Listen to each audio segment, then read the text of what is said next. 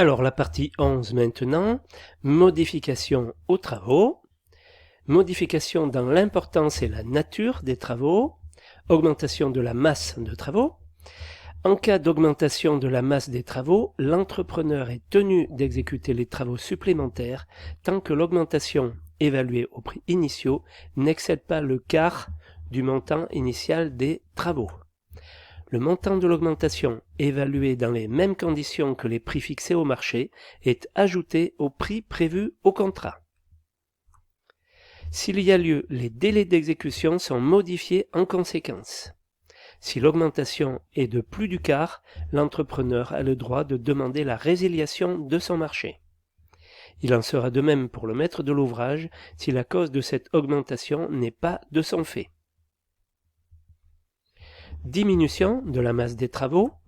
En cas de diminution de la masse des travaux, l'entrepreneur ne peut élever aucune réclamation tant que la diminution évaluée au prix de base du marché n'excède pas 10% du montant initial prévu.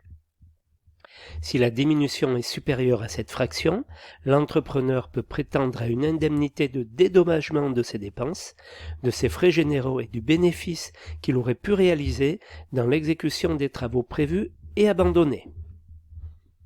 Changement dans la nature des travaux.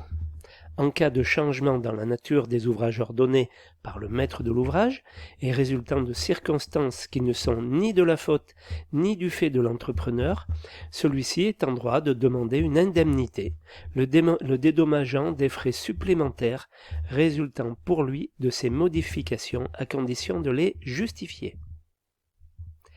En outre, lorsque les changements modifient l'importance de certaines natures d'ouvrages, de telle sorte que les quantités diffèrent de plus d'un quart en plus ou en moins des quantités prévues au marché, l'entrepreneur est en droit de demander que de nouveaux prix soient fixés pour les ouvrages considérés.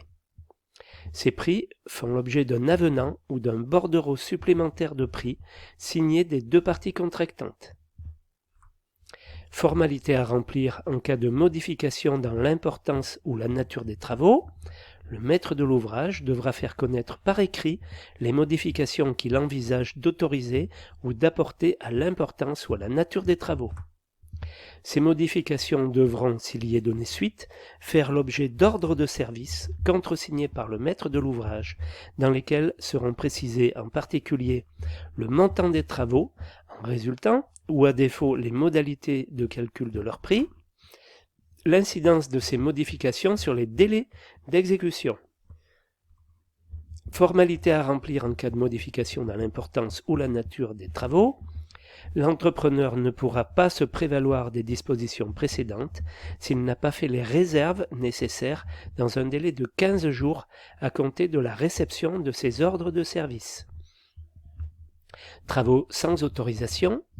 Si l'entrepreneur apporte sans autorisation des modifications aux travaux tels qu'ils sont définis par le marché, le maître de l'ouvrage peut, sur proposition du maître d'œuvre, exiger les démolitions, corrections, reprises nécessaires à l'exécution exacte du marché, sans préjudice d'une part des réfactions qu'il pourrait exiger sur le montant du marché si ces démolitions, corrections, reprises entraînent une diminution de la qualité finale des ouvrages, et d'autre part de toute autre incidence, notamment sur les travaux des autres entrepreneurs.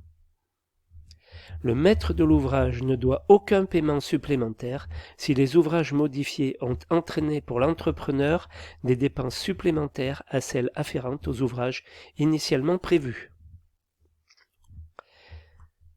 Travaux sur injonction administrative, décision judiciaire ou arbitrage. L'entrepreneur est tenu d'effectuer les travaux ou modifications qui lui sont ordonnés par le maître d'ouvrage en conséquence d'une injonction administrative ou d'une décision judiciaire ou d'un arbitrage faisant suite au recours de tiers.